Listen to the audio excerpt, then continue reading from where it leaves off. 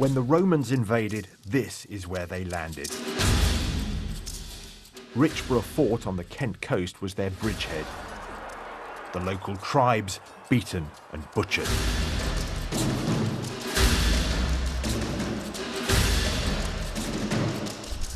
2,000 years on, and the land just beyond Richborough Fort is a battleground, this time being fought over by two rival companies. Each wants to build a 300-metre communications tower to beam information between London and Frankfurt. It's all part of the race for speed in financial markets.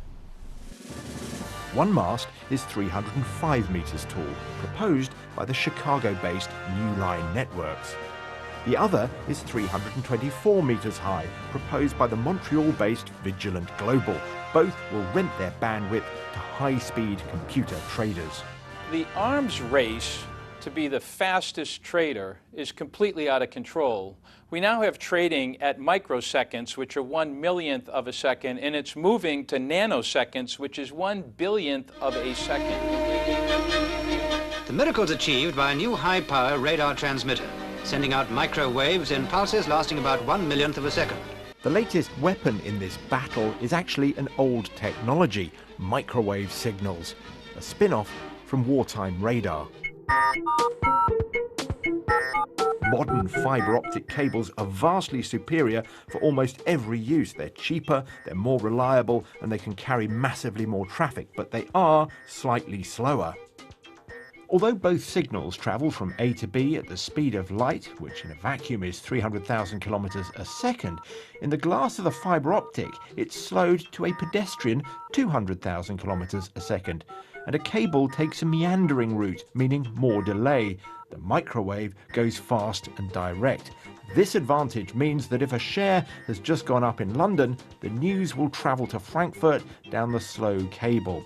The high-speed trader, though, can beat it to the Frankfurt Stock Exchange, buy at the old price, in the certainty of a risk-free profit. Essentially what they're doing is trying to get in front of the next slowest trader to pick off a few pennies here or there. And at the end of the day, though, a few pennies here or there are tens and tens of billions of dollars in the pockets of predatory high-frequency traders. Of course, you don't attach this hugely expensive, ultra-fast network to something as slow and stupid as a human being. This is trading by computer algorithm. What the human does is set the parameters for the computer to say trade if X happens or trade on the back of this, that and the other, and then the computer will execute that itself. So the risk lies in if there is a glitch to that system, if it doesn't work, then you can see the wrong trade being put on or a huge price move. It's a flash crash for the British pound as the world's fourth most... We only hear about these algorithms when they go wrong, and the potential for triggering financial Armageddon is real. However, what we often ignore is the cost of algorithmic high-speed trading when they're working well. Just as something as big and slow as a herd of wildebeest can't go to the river unnoticed, so a big pension fund cannot enter the market without the predators gathering. The algorithmic traders are constantly sniffing for prey, sending out millions of fake orders. About 99% of all trades are canceled in a millisecond. And the reason for that is they are not genuine trades. They are attempts to gather information from the market to find that pension fund trade or that mutual fund trade, which is so big that they can get in front of it and make a fortune. When this happens in the animal world, we understand it's natural, it's necessary.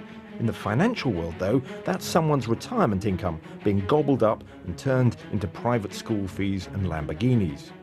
Indeed, new research suggests that we wouldn't miss the high-speed traders if they disappeared. Microwave signals are blocked by snow and rain. Then the speed merchants have to resort to the same connections as everyone else. When this happens, researchers from Wilfrid Laurier University in Canada found that market volatility went down, liquidity went up. In short, the markets worked far better. As the researchers put it, every cloud has a silver lining.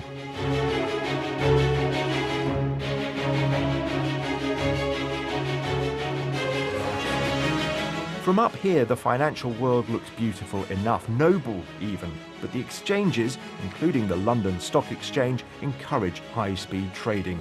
They make money by selling them preferential super-fast access to market data. The question is, how much of the activity that's taking place over there is of any benefit to the rest of society? How much of this is just about rich people using technology to make themselves even richer at the expense of the savings and pensions of the rest of us?